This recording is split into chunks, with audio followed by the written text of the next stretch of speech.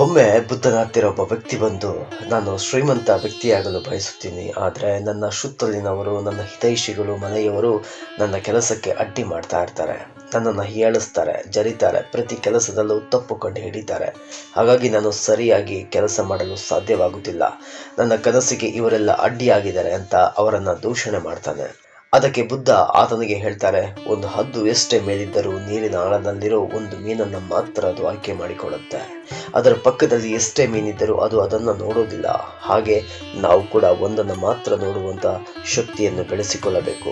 ಅಕ್ಕಪಕ್ಕದಲ್ಲಿ ಗಮನಿಸುತ್ತಿದ್ರೆ ನಮ್ಮ ಗುರಿಯ ಕಡೆ ಇನ್ನು ನಾವು ಸರಿಯಾಗಿ ತಯಾರಾಗಿಲ್ಲ ಅನ್ನೋದನ್ನ ಅದು ಖಾತ್ರಿಪಡಿಸುತ್ತೆ. ಆ ವ್ಯಕ್ತಿಗೆ ಬುದ್ಧನ ಮಾತಿನ ಅರ್ಥ ಅರಿವಾಯಿತು. ನಮಸ್ಕರಿಸಿ ಹೊರಟ.